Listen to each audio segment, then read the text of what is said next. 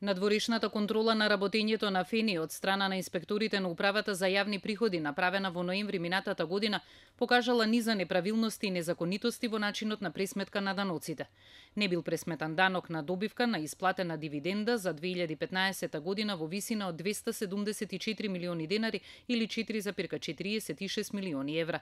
На оваа сума даночниците пресметали вкупна камата за ненавремено плаќање на данок од 935.000 евра. Дополнително, спротивно на законите, отпишани се и побарувања од 51 милион долари од продажба на фероникел на сестринска компанија во Дубај.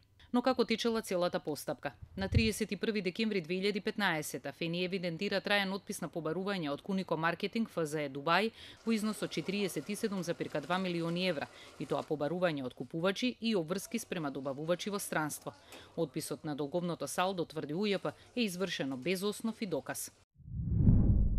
Книжењето на отписот во налогот е извршено без образложение и без прилог на документацијата, а врз основа на допис од управителот Јусуф Миракмедов и финансовиот директор Маниш Агарвал.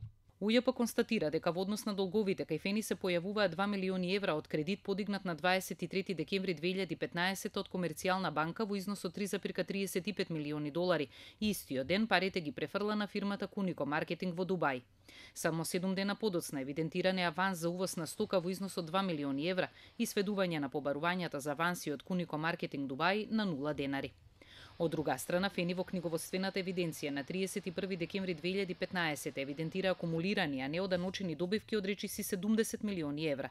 Во периодот од 2005 до 2015 ФЕНИ врши пренос на средствата од ревалоризационата резерва на сметката за акумулирана добивка во износ од 61,2 милиони евра. Според УЈП, ревалоризационите вишоци можат да бидат пренесени во акумулирана добивка кога средството ќе биде отпишано, повлечено од употреба или пак продадено.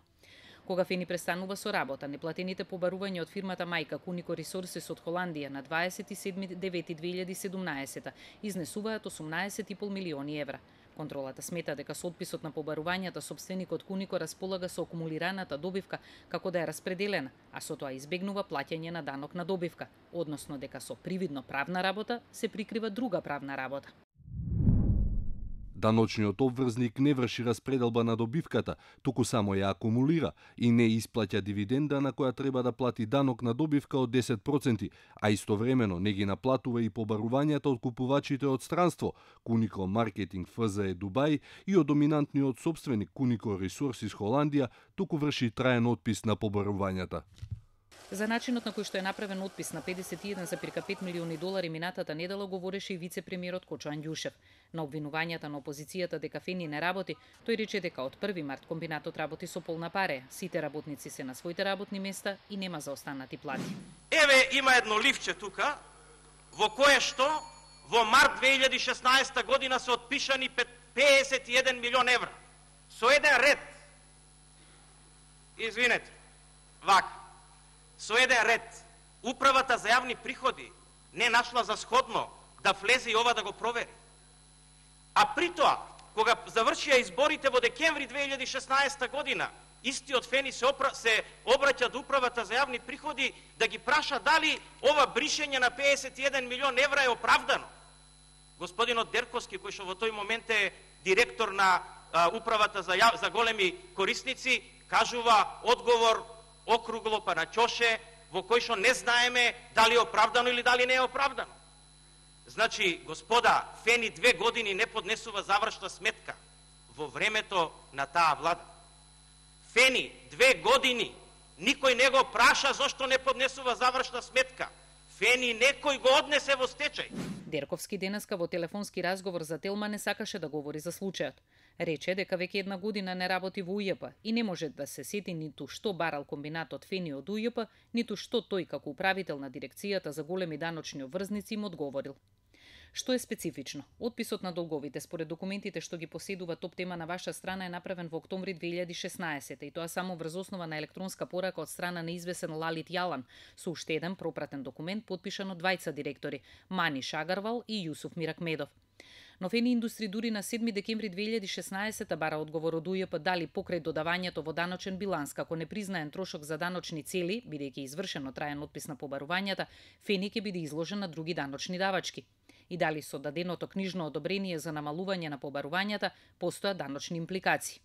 Од УЈП постојат два документи, еден потпишан од раководителот на сектор Мухедин Авдич и еден од управникот Оливер Дерковски. Едниот тврди дека финансиското одобрување не е оданочив расход, а другиот вели дека е. Инаку контролата на УЈП ги потврдува сомневањата кои уште во ноември ги искажа финансовата полиција дека продажбата на фени се вршела преку Дубај, а купувачи биле меѓународни компании. Тогаш беше посочено дека во 2016 директорот Мир Ахмедов своеволно правел отписи на побарувањата на компании кои го купиле, а не го платиле фероникелот, а за работењето Нова Логистик и Ролис предмет отвори јавното обвинителство за гонење организиран криминал. Неговите адвокати тврдат дека тој не побегнал од земјата, туку ја напуштил од здравствени причини, дека завршните сметки се поднесени во законски утврдените рокови и дека кривичните пријави против Мир Ахмедов се веќе повлечени. Фени отиде во стечај на 29 ноември 2017, а 3 месеци подоцна почна со производствениот процес. Во моментов со комбинатот стопанисува швајцарската компанија Джисол. Според стечајниот управник Мирослав Анастасиевски, во стечајната постапка беа пријавени побарувања на 249 доверители, а оспорени биле 56 од нив. Вкупниот признаен долг изнесува 67,5 милиони евра, од кои со 40 милиони евра се обештетени банките доверители. Нова димензија случајот Фени доби откако Кунико Ресорсес, 2 дена откако Фени почна со производство покрена тужба против Македонија пред арбитражниот суд во Вашингтон. Пред независниот трибунал на Меѓународниот центар за решавање на инвестициски спорови на Светска банка, нашата земја ќе ја брани компанијата White & Case. Владата уверува дека постапката нема да влијае на сопственичката структура во Фени.